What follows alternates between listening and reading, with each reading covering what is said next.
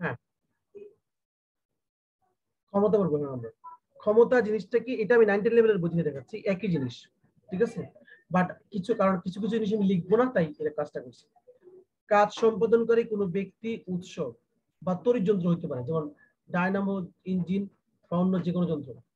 এর কাজ করার হারকে ক্ষমতা বলে। তার মানে আমরা বলতে পারি, অর্থাৎ একক সময়ে কোনো ব্যক্তি, উৎস বা তড়িৎ যন্ত্র সম্পাদিত যে কাজের পরিমাণ, এটাই তার ক্ষমতা। এই সংজ্ঞাতে কোনো সমস্যা আছে? থাকার কথা না। তাহলে কোনো ব্যক্তি যদি টি সময়ে ডাব্লিউ পরিমাণ কাজ সম্পাদন করে, সুতরাং ওই ব্যক্তি, লিখতে পারি ওই ব্যক্তি বা উৎস একক সময়ে ডাব্লিউ বাই, এটা তুমি অ্যাড করে নিবা, পরিমাণ কাজ সম্পাদন করে। স্ক্রিনশট দিতে পারো এখানে, ঠিক আছে। আর এইটাকে আমরা বলতেছি ক্ষমতা। সুতরাং ক্ষমতা P equal to W by T, ঠিক আছে। সবাই স্ক্রিনশট দিছো? আমি এটা মুছে দিচ্ছি ইয়াটা। এবার আসো, ক্ষমতা হচ্ছে P equal to W by T। আচ্ছা, ক্ষমতার কি নেই, কোনো দিক নেই, কাজেই ক্ষমতা একটা স্কেলার রাশি। কারণ কি, কাজ, ক্ষমতা প্রয়োগ করা হয় কাজ এবং সময়ের মাধ্যমে।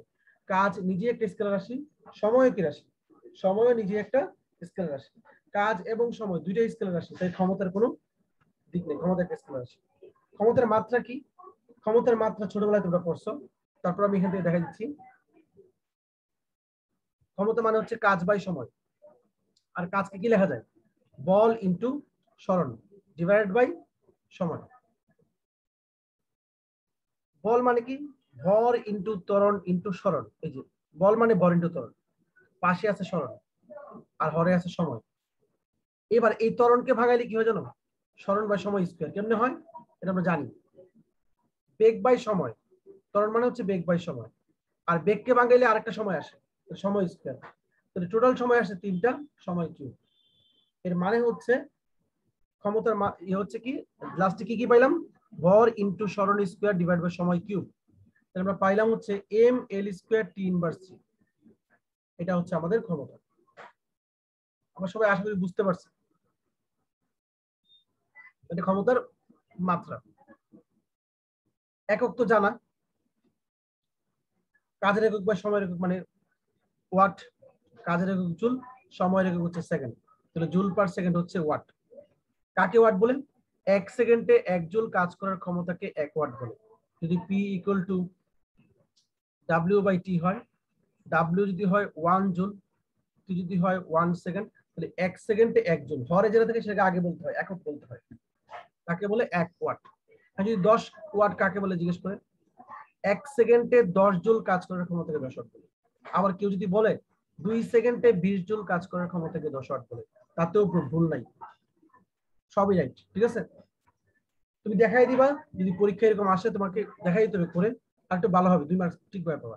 P equal to W by T, W লিখবা 2 সেকেন্ড, আর কাজ লিখবো হচ্ছে 20 জুল, ভাগ করে দেখবা 10 ওয়াট, ফুল মার্কস পাবো দেখাইলে, ঠিক আছে। ক্ষমতার আমাদের বড় একক প্রয়োজন পড়ে, সেক্ষেত্রে আমরা কিলোওয়াট, মেগাওয়াট এগুলো ইউজ করি। যখন বিদ্যুৎ শক্তি উৎপাদন করা হয় তখন জিজ্ঞেস করে কত বিদ্যুৎ শক্তি উৎপাদন করা হয়েছে, তখন কিন্তু বলা নেই 1 ওয়াট উৎপাদন করেছে, তখন মেগাওয়াটে আসে।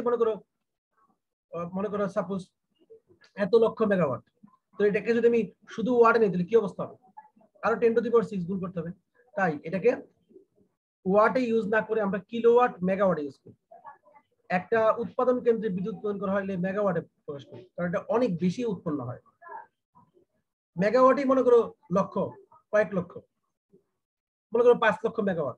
তুমি এটাকে যদি ওয়াটে লেখো তাহলে কি অবস্থা হবে? তখন সাধারণ মানুষ বুঝবে না।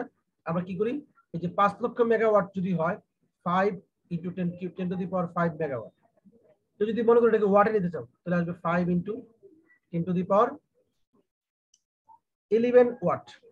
এইটা সাধারণ মানুষের কাছে বোধগম্য না, এটা বোধগম্য এই যে 5 লক্ষ মেগাওয়াট যে বলবো এটা বোধগম্য।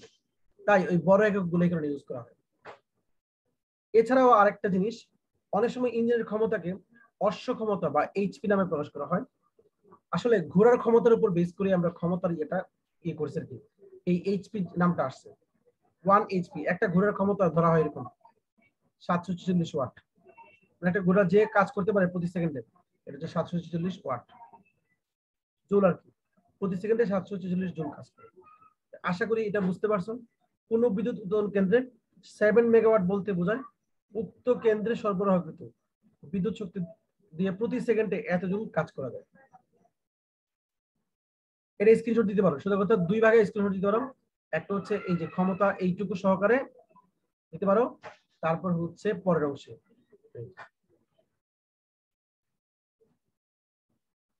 এটা দিতে পারো, ঠিক আছে।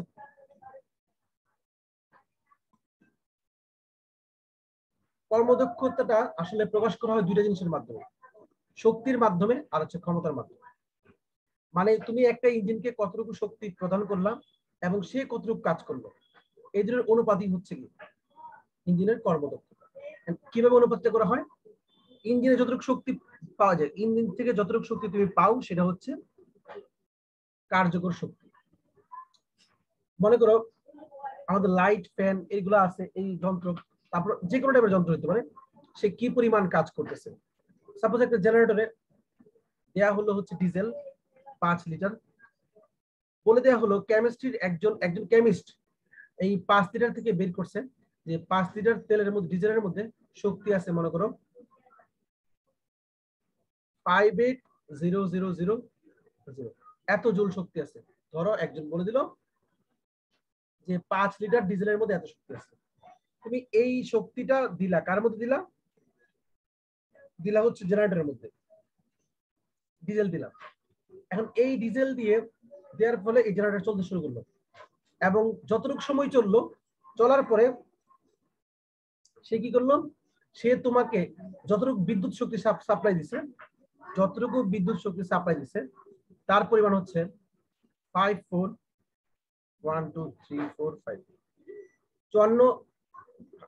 লক্ষ জুল। তার মানে 58 5টা জিরো, 4টা জিরো দিছি, সরি 4টা জিরো দিলে 4টা জিরো।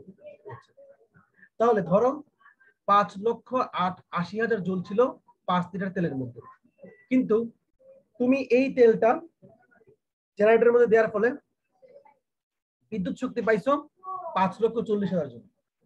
যেটা তুমি পাইলা সেটা হচ্ছে তোমার কার্যকর শক্তি। মানে পাইলা কিভাবে পাইলা? ওই ইঞ্জিনটা চললো বা ওই জেনারেটরটা চললো এবং আমরা বিদ্যুৎ বাসায় ব্যবহার করতে পারলাম।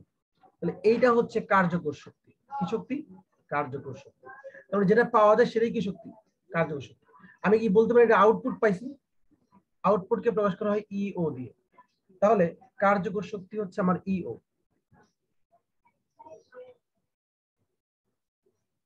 আর যেটা আমি দিছিলাম ইঞ্জিনের মধ্যে সেটা হচ্ছে কি প্রদত্ত শক্তি, এটা হচ্ছে ইনপুট এনার্জি।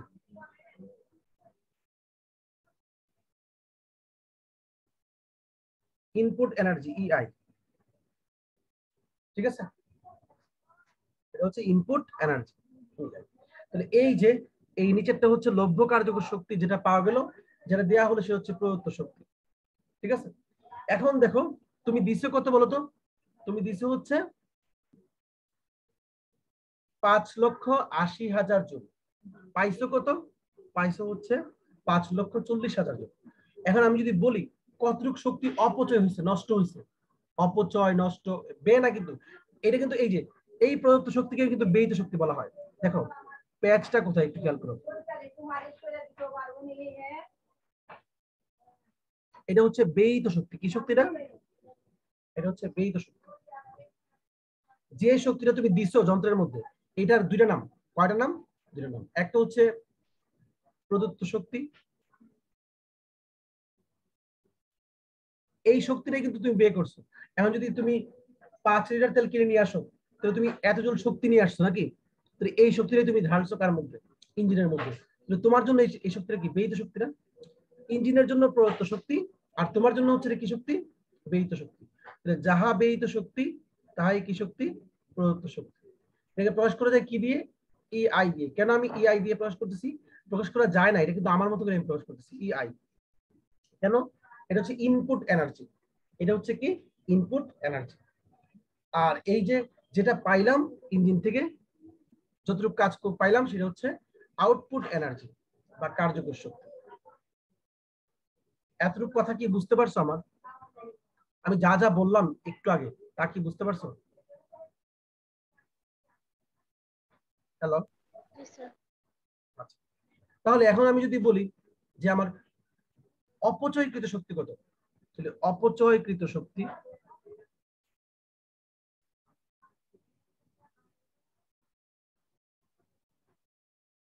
ই ওয়াস্ট, ই এর নিচে ডাব্লিউ দিলাম, এটা ইকুয়াল টু হচ্ছে আমি যতটুকু শক্তি ব্যয় করছি ই আই মাইনাস ই ও। কারো প্রবলেম আছে এই সূত্রে? সিম্পল সূত্র, অপচয় হচ্ছে ব্যয় মাইনাস, এটা তো ব্যয় করছি আর এটা হচ্ছে কি তোমার পাইছি, এটা কার্যকর লভ্য কার্যকর শক্তি বলা হয়। এটাকে কিন্তু লভ্য কার্যকর শক্তি বলা হয়, কেন? লাভ করছি বা পাইছি। আমরা কি এতটুকু বুঝতে পারছি? জি স্যার। গুড। এবার দেখো, এখন যদি বলি কর্মদক্ষতা জিনিসটা কি, ওর দক্ষতা কত এই যন্ত্রটার? দক্ষতা হচ্ছে যতটুকু কাজ করছে মানে যতটুকু আমি পাইছি ভাগ যতটুকু আমি দিছি, তাহলে পাইছি হচ্ছে ইও আর দিছি আমি কত ই আই, এই দুইটার অনুপাত। তার মানে কি লবে আসবে লভ্য কার্যকর শক্তি, তো সংজ্ঞা বলার সময় কি বলবো, কোন যন্ত্রের লভ্য কার্যকর শক্তি অথবা ক্ষমতা এবং মোট প্রদত্ত শক্তি এবং অথবা ক্ষমতার অনুপাতকে, এদের যে অনুপাত এটাকে বলা হচ্ছে কর্মদক্ষতা। কর্মদক্ষতা কিন্তু শুধুমাত্র শক্তি দিয়ে প্রকাশ করা হয় তা না, কর্মদক্ষতা কি দিয়ে প্রকাশ করা হয়? কর্মদক্ষতা ক্ষমতা দিয়েও প্রকাশ করা হয়। কি দিয়ে? ক্ষমতা দিয়েও প্রকাশ করা যায়। ক্ষমতা মানে ক্ষমতা অতিরকম, এই কার্যকর শক্তি থেকে আমরা যে ক্ষমতা পাই সেটার নাম হচ্ছে লভ্য কার্যকর ক্ষমতা, আর ব্যয়িত শক্তি থেকে আমরা যে ক্ষমতা পাই বা মোট শক্তি থেকে প্রদত্ত শক্তি থেকে এটা হচ্ছে মোট ক্ষমতা। পি আইটা হচ্ছে মোট ক্ষমতা কার? কোন যন্ত্রের। আর এই যে কার্যকর শক্তি কিভাবে লভ্য কার্যকর শক্তি, এটার মাধ্যমে যেটা পাওয়া যায় এটা কিভাবে পাই আমরা? কতটুকু সময় চললো সময় দিয়ে ভাগ করে দিই। সোজা কথা, শক্তিকে সময় দিয়ে ভাগ করলে কি পাওয়া যায়? যেমন আমি যদি বলি পিও কত, পিও হচ্ছে ইও বাই টি, ঠিক আছে? আমি যদি বলি পিআই কত, পিআই হচ্ছে ইআই বাই টি। ইআই কি? ইআই এর দুইটা নাম, একটা হচ্ছে কি বলে এটাকে, একটা হচ্ছে মোট প্রদত্ত শক্তি অথবা ব্যয়িত শক্তি। কি শক্তিটা? মোট প্রদত্ত শক্তি অথবা ব্যয়িত শক্তি।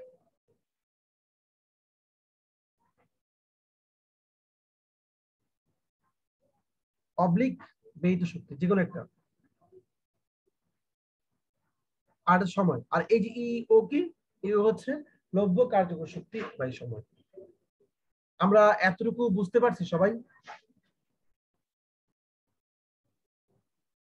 দেখো, কর্মদক্ষতাকে আমরা ইটা দ্বারা প্রকাশ করি, ইটা ইকুয়াল টু আমরা লিখতে পারি লভ্য কার্যকর শক্তি ডিভাইডেড বাই মোট প্রদত্ত শক্তি।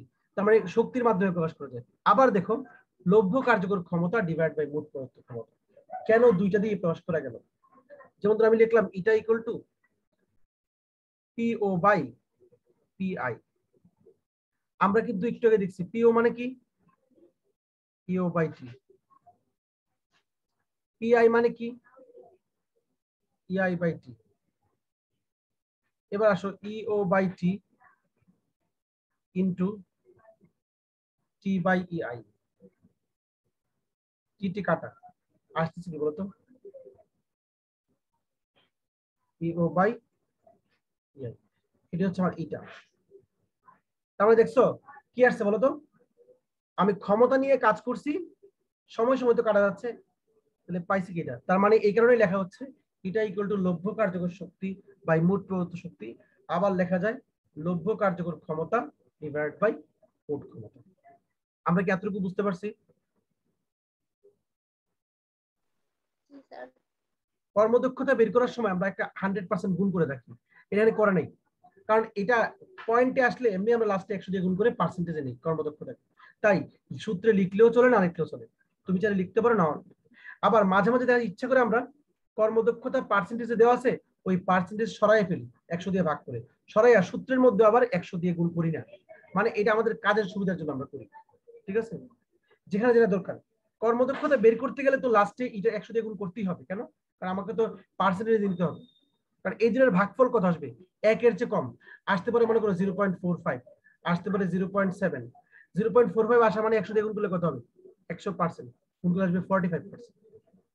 সাপোজ আসলে হচ্ছে 0.7, এই দুটোর ভাগফল, তাহলে হবে 0.7 ইন্টু 100 ইকুয়াল টু হচ্ছে 70%। এইভাবে করে পার্সেন্টেজে নেওয়া যায়।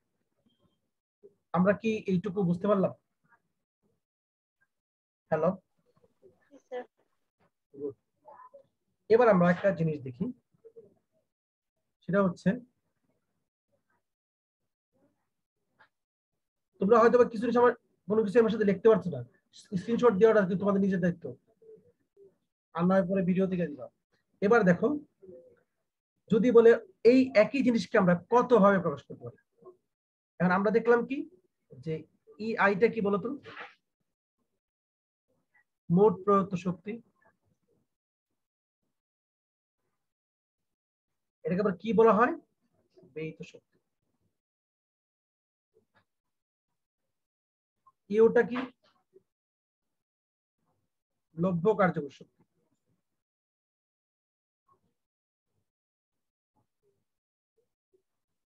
সিমিলার ভাবে পিআইটা কি, পিআই হলে শক্তির জায়গায় কি হবে, ক্ষমতা হবে। ব্যয়িত ক্ষমতা আমরা বলি না, আমরা বলি মোট প্রযুক্ত ক্ষমতা, এটা হচ্ছে মোট প্রযুক্ত ক্ষমতা।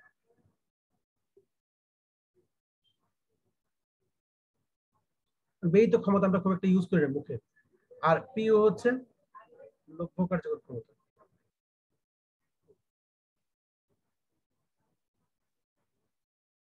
কোন প্রশ্নে তুমি, তোমার দরকার হচ্ছে অপচয়কৃত শক্তি কত, অপচয়কৃত শক্তি কতটুকু অপচয় হয়েছে, তুমি এটাকে প্রকাশ করলে হচ্ছে ই ডাব্লিউ দ্বারা, ই ওয়াস্ট। কি লিখবো তুমি এটাকে, ই আই মাইনাস, ঠিক আছে। এখন আমি যদি বলি, আমি সাপোজ চাচ্ছি ই ওটাকে চেঞ্জ করতে, আমরা কিন্তু জানি মানে ক্ষমতার এই যে কর্মদক্ষতা জানি, এটা ইকুয়াল টু ইও বাই, তাহলে বলো তো কি আসতেছে, এটা ইআই দেখা যায় না, ইও ইকুয়াল টু এটা ইআই, তাহলে আমি এখানে লিখতে পারি ইআই মাইনাস এটা ইআই, নাকি ইআই মাইনাস এটা ইআই। এখানে তবে এটা কমন নেই, সরি ই কমন নেই, তাহলে কি আসবে 1 মাইনাস এটা, এটা হচ্ছে আমার ইডব্লিউ। লেখা যায়, এগুলো কিন্তু মুখস্থ টাইপের কিছু না, বিষয় হচ্ছে আমি আমার মতো করে এক্সপ্রেস করতেছি। এরকম কিন্তু পরীক্ষায় এমসিকিউ থাকতে পারে, সিকিউ তো তোমার অনেক সময় এরকম করতে হতে পারে। যেমন যদি বলা হয় একটা যন্ত্রের কর্মদক্ষতা এটা, কর্মদক্ষতা যদি এটা হয়, অপচয় কত, আমি যদি কর্মদক্ষতাকে পার্সেন্টেজে না নিয়ে নর্মাল দশমিক সংখ্যায় নিই, তাহলে অপচয় হবে 1 মাইনাস এটা। কারণ কর্মদক্ষতা এত মানে সে কাজ করে এতটুকু, মানে এতটুকু কর্ম, মানে এতটুকু সে কাজে লাগাইতে পারে, বাকিটা সে কি করে নষ্ট করে। যদি আমি কর্মদক্ষতাকে পার্সেন্টেজকে বাদ দিয়ে দিই, ঠিক আছে, তাহলে 1 মাইনাস এটাও লিখতে হবে। আবার কেউ কেউ 1 মাইনাস এটা ইনটু 100% লেখা যায়, লিখতে পারে, এবার লেখা যায়। এবার এটার একটু মানে মনে করো কর্মদক্ষতা বললো 80%, এটার মান হবে কত, এটা যদি 80% হয় 0.80, 100 দিয়ে ভাগ করো, তাহলে এই যে অপচয় কত, 1 মাইনাস 0.80 ইন্টু 100, মানে আসবে হচ্ছে 20%। আমরা কি বিষয়গুলো বুঝতে পারলাম? এই যে এই যন্ত্রের কর্মদক্ষতা 80% বলতে কি বোঝায়, বলতে বোঝায় যন্ত্রটিতে মানে কত 80 জুল কাজে মানে 100 জুল যদি শক্তি দেও তুমি, তার 80 জুল কাজে পরিণত হবে, 80 জুল, মানে 20 জুল কি হবে, নষ্ট হবে, অপচয় হবে, ঠিক আছে। আর এই কর্মদক্ষতাকে আমরা দুই ভাবে প্রকাশ করতে পারি, এটা ইকুয়াল টু ইআই বাই ইও, আবার লিখতে পারি দেখো এটা equal to P O by, sorry E O by E I, আর হচ্ছে পিও বাই পিআই। কোনটার নাম কি সব বলে দিচ্ছি, তুমি স্ক্রিনশট দাও দ্রুত।